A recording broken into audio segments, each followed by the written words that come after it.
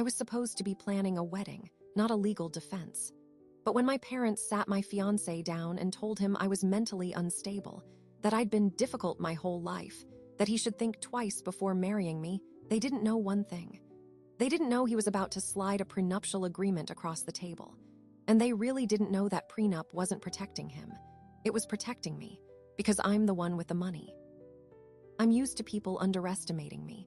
That's not arrogance, it's just the shape my life took. I built a business before I turned 30, sold it at the right time, and ended up with more money than my parents ever had. They never liked that. And when I got engaged to Ethan, a man who drives a 10-year-old truck and works construction, they saw their opening. They told him I was unstable, that I had episodes, that he needed to protect himself. But what they didn't know was that I had already protected myself. And him. The real question is, did he actually believe them? Because that night, when he pulled out that prenup, I saw something in his eyes I still can't name. To understand why that moment mattered, I need to take you back to the summer we met.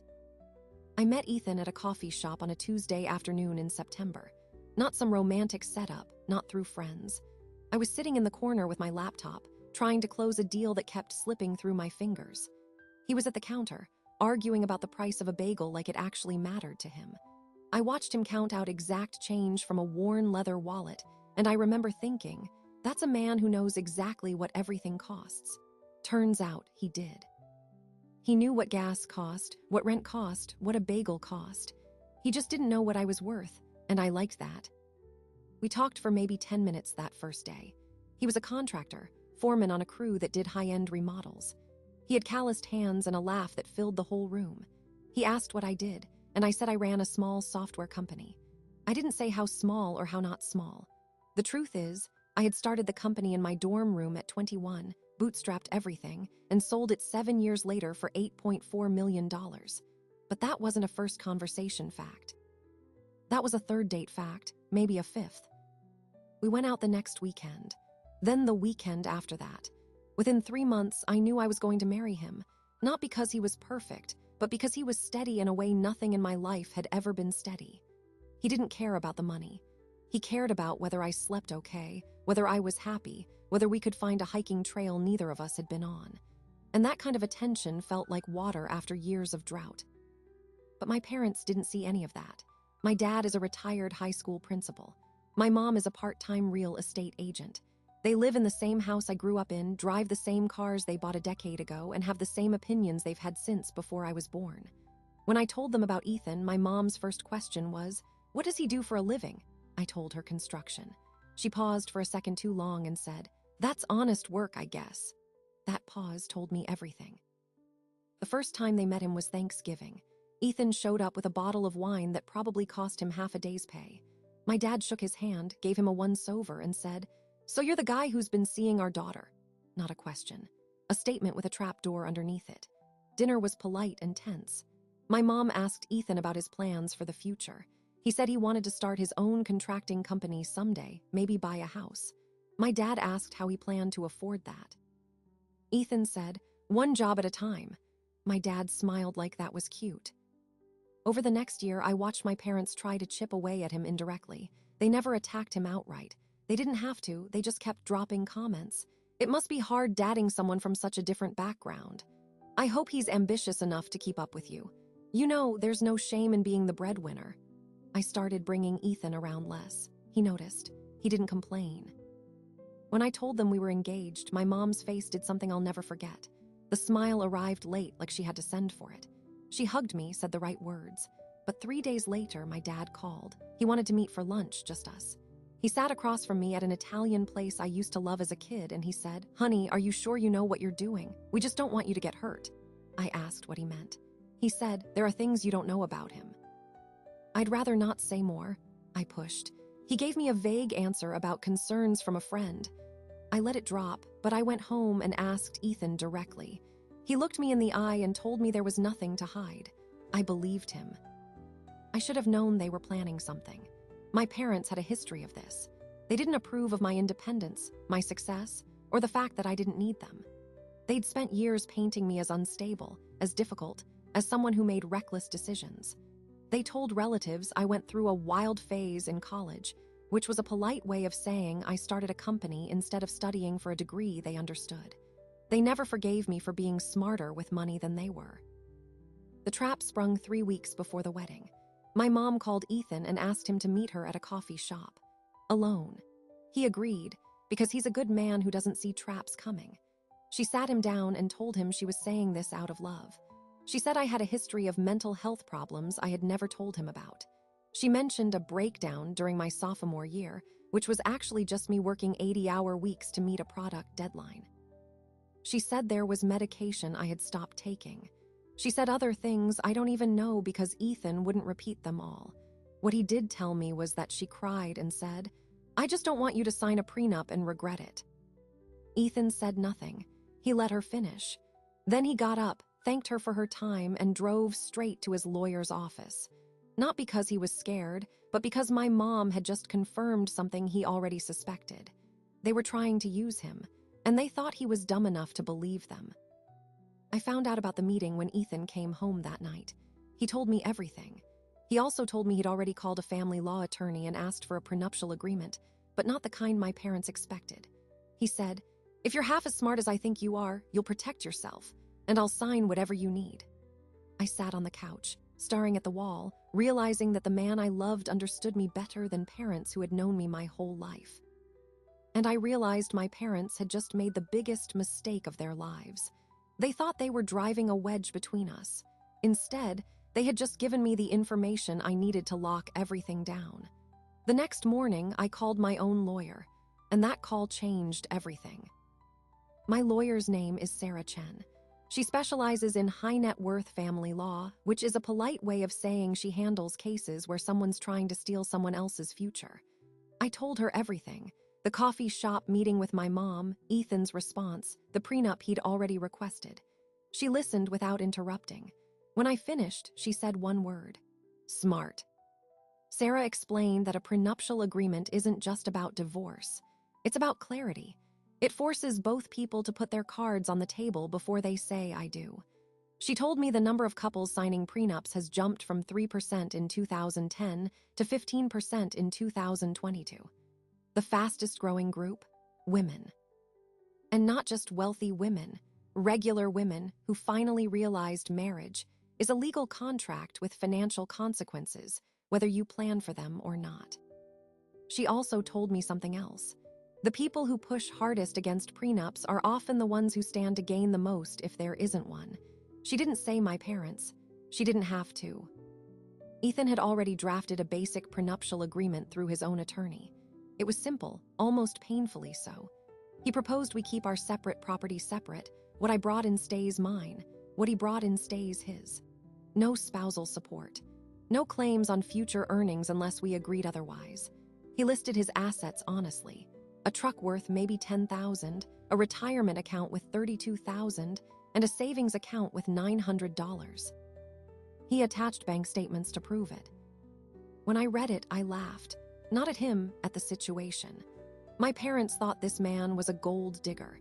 He had just handed me a document that gave up any claim to my money, signed before marriage, voluntarily, with no pressure from me. He had done the opposite of what my parents expected. He had made himself legally vulnerable instead of protecting himself. I told Sarah I wanted to modify the agreement, not to remove his protections, to add more. I proposed a joint account for household expenses, funded proportionally by income. I proposed that if we had children, he would be compensated for any career sacrifice, because I wasn't about to let him become a stay-at-home dad with nothing if things went wrong. I proposed that the house we bought together would be titled jointly, regardless of who paid for it. Sarah raised an eyebrow. She said, "Most people try to reduce what they give away." I said, "Most people aren't me."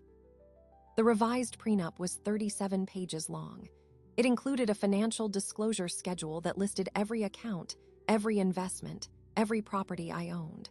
My net worth, after taxes and fees from the company sale, was $7.2 million.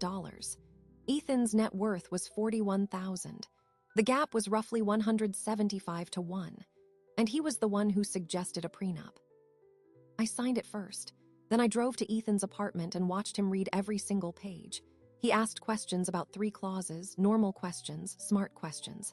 Then he took a pen and signed his name on the last page.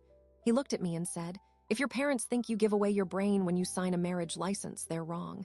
And if they think I married you for anything other than you, they're wrong about that too." I kissed him. I didn't cry, but it was close. That was a Tuesday. On Thursday, my dad called. He said he wanted to have dinner at their house on Saturday. "Just family," he said, but his voice had that edge I recognized, the one that meant he had a plan. I said yes. Then I called Ethan and told him to bring the signed prenup. Not to show them, just to have it. I had a feeling. The dinner was a production.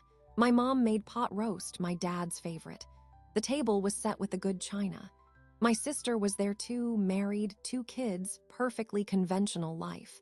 She lived in the same town, worked at the same bank where my dad had banked for 30 years. She was the daughter they understood. I was the one who left. We ate, we made small talk. Then, after the plates were cleared, my mom said she wanted to talk. She took a breath, folded her hands, and said, "Sweetheart, we've been doing some research on Ethan, and we think there's something you need to know." I felt the temperature in the room drop. My dad slid an envelope across the table. Inside were printed emails and a credit report. The emails were from a woman I didn't know, claiming Ethan had been in a relationship with her while we were dating. The credit report showed old medical debt, $12,000 from an emergency room visit 3 years ago. Nothing criminal, nothing hidden, but presented like evidence in a trial. I looked at Ethan. He was calm. He said, "I've never met that woman in my life, and the medical bill is from a kidney stone I had before I met you. It's paid off now." My dad said, "We just want you to be careful. There are patterns." That's when I pulled out the prenup. I didn't unfold it completely. I just let the first page show, where both our signatures sat next to a notary stamp. I said, "He signed this before we even got to the courthouse. He gave up any claim to anything I own, and he suggested it before I did." My dad's face went through 3 expressions in 2 seconds. Denial, anger, then something that looked almost like fear. He said, "That doesn't prove anything. He could be playing the long game." I said, "Dad, you just handed me a forged email from a fake account. Let's not talk about proof." The silence at the table lasted long enough to feel disrespectful. My sister looked down. My mom refolded the napkin in her lap for the 4th time. My dad stared at the prenup like it had insulted him personally. I stood up. I said, "We're getting married in 3 weeks. I'd like you to be there. But if you choose not to, I will understand. And I will be fine." I took the envelope with the fake emails and tucked it into my bag. I told them I would be keeping it as a reminder. Then Ethan and I walked out. On the drive home, he didn't say much. Neither did I, but somewhere between the city limits and our exit, I started to feel a kind of cold clarity settle into my bones. My parents weren't just skeptical. They were actively trying to sabotage my marriage with fabricated evidence. That wasn't concern. That was war. We were 1 week from the wedding when the next move came. My mom showed up at my apartment unannounced at 7 in the morning. She was crying. She told me she had been diagnosed with early-stage breast cancer. She needed me. She wanted me home. She said the wedding could wait. I held her. I cried with her. And then I called Sarah Chen because something about the timing felt wrong. Sarah had a private investigator on retainer. Within 72 hours, we had proof that my mom's cancer diagnosis was a lie. She had used a friend's medical records, doctored the letterhead, and printed it off her home computer. The friend's name was still embedded in the document metadata. I sat in my living room with that printout in my hands. I realized my mother was willing to fake cancer to stop my wedding.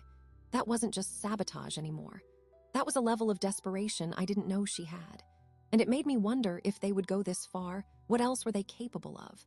The wedding was in 6 days, and I was starting to wonder if I would make it to the altar with my family intact, or if they would burn everything down before I got there. 6 days before the wedding, and I was standing in my kitchen staring at a forgery. My mother's fake cancer diagnosis, my father's forged emails. My parents together had built a campaign of psychological warfare designed to stop me from marrying a man they didn't approve of. Not because he was dangerous, not because he was dishonest, because he was poor. That was the only crime Ethan had committed.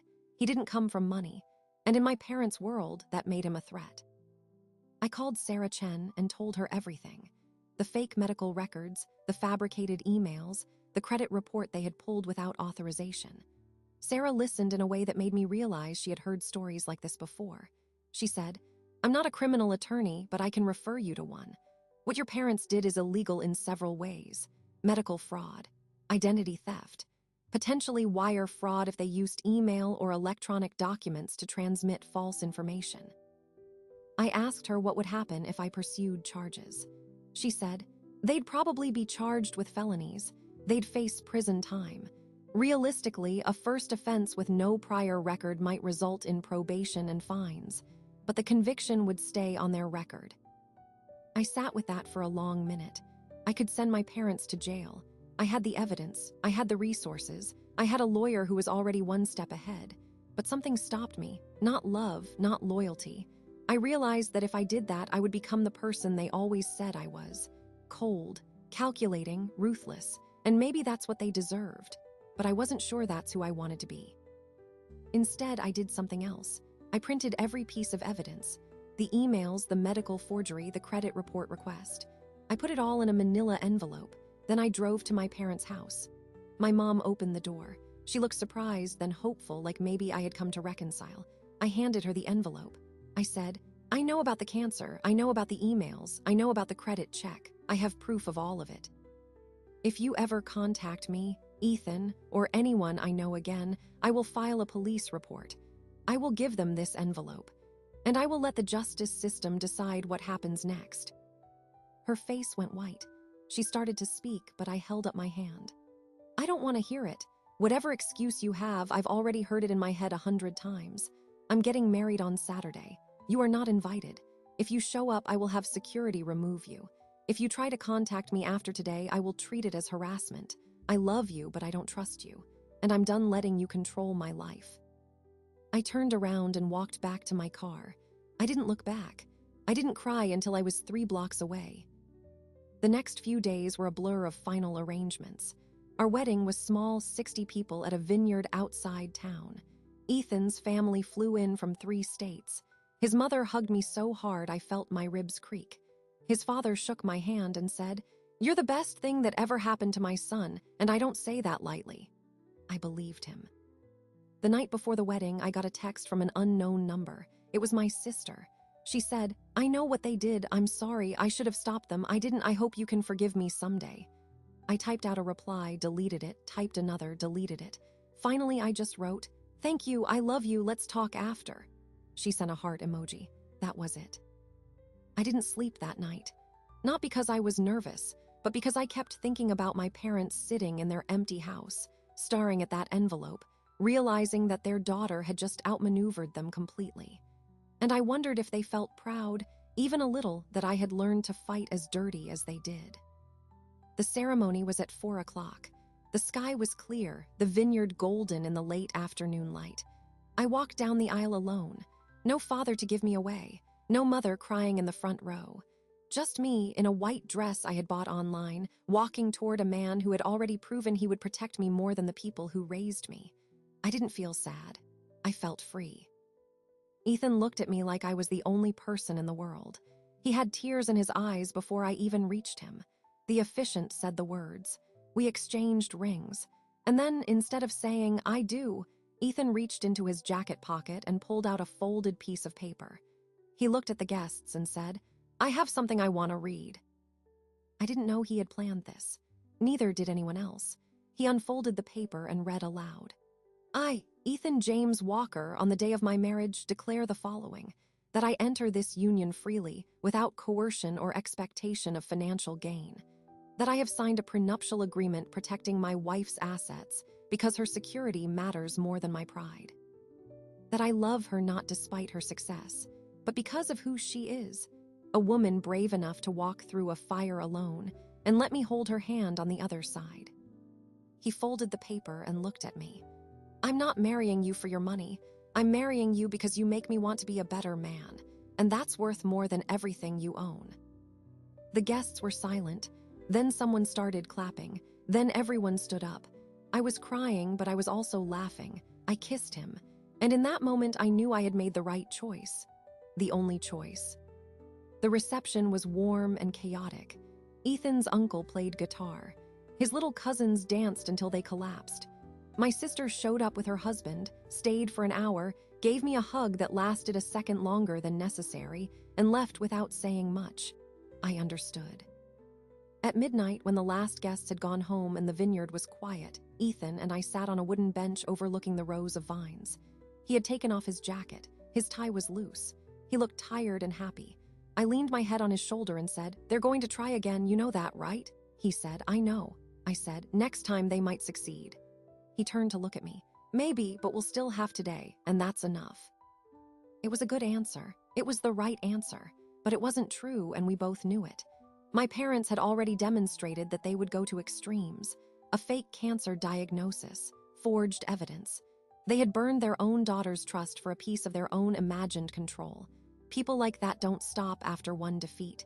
They regroup. They find a new angle. And 2 years later, they did exactly that. 2 years passed. They were good years. Ethan started his own contracting company with a small loan from our joint account, a loan he insisted on repaying, which he did 18 months early. I launched a new venture, a consulting firm for women entrepreneurs.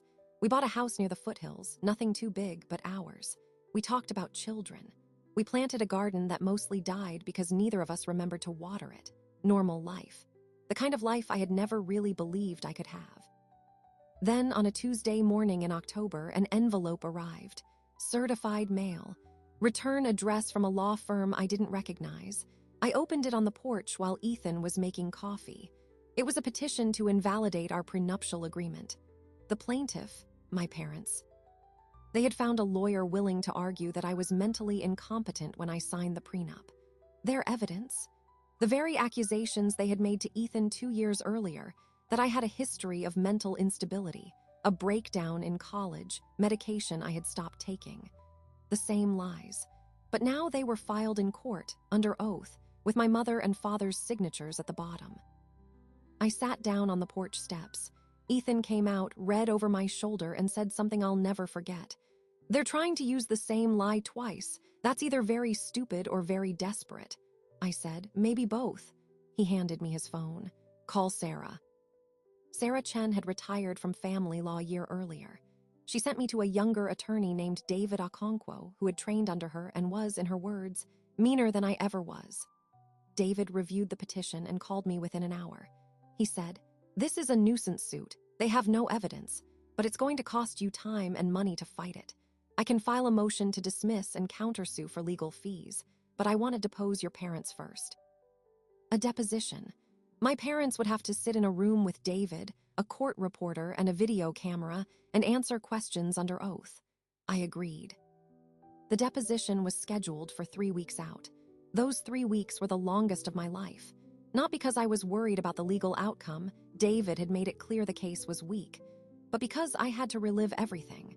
The fake cancer diagnosis, the forged emails, the dinner where they tried to trap me with a stranger's credit report.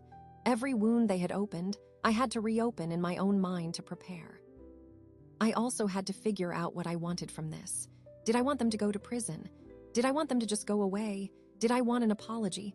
I didn't know. I still don't fully know. The deposition happened in a conference room downtown. I wasn't in the room. David had advised against it, but I watched through a video feed from the adjacent office. My parents looked smaller than I remembered. My dad wore a suit that didn't fit quite right. My mom had her hair done, but her hands were shaking. David started with my father. He asked about the forged emails. My father denied it. David showed him the metadata. My father said he didn't remember. David asked about the credit report. My father said he had obtained it legally. David asked under what authority. My father said, "As a concerned parent." David said, "Concerned parents don't commit identity theft, sir." The tone shifted when David asked about the mental health claims. He said, "Can you describe any specific incident where your daughter exhibited signs of mental instability?" My father went vague. "She had a difficult time in college. She was stressed." David pressed. "Stressed is not a diagnosis. Did a doctor ever tell you she had a mental illness?" Long pause. "No." "Did you ever take her to a doctor for mental health treatment?" "No." "Then what basis do you have for claiming she was mentally incompetent to sign a legal contract?" my father said. "I just know my daughter." My mother was next. She was more careful. She tried to frame everything as concern. But when David asked about the fake cancer diagnosis, she broke. Not dramatically, just a quiet admission. She said she had been desperate. She said she thought she was doing the right thing. She said, "I didn't think she would actually marry him." David said, "So you lied about having cancer to stop a wedding?" She nodded. "Yes." That was the moment. The whole case collapsed. My parents' own words, under oath, had confirmed their pattern of deception. David filed a motion to dismiss the next morning, along with a motion for sanctions, legal fees, court costs, and a penalty for filing a frivolous lawsuit. The judge granted both. My parents were ordered to pay $47,000 in legal fees. They had to liquidate their retirement account to cover it. I got a call from my sister the day after the ruling. She said our parents were devastated. She said they didn't understand how things had gone so wrong. I said, "They lied to a court.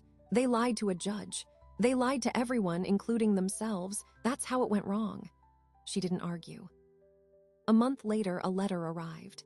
Handwritten, my mother's handwriting. The envelope had no return address. Inside, a single page. She apologized, not for the lawsuit, but for the cancer lie. She said she had been wrong. She said she missed me. She said she hoped I could forgive her someday. There was no mention of my father. I folded the letter and put it in a drawer. I haven't read it again since. I called David and asked if there was any way to seal the court records, not to protect my parents, but to protect myself. He said yes. We did it. The whole story, the depositions, the lies, the truth, everything. It's still there, sealed for anyone who knows where to look, but it's not public.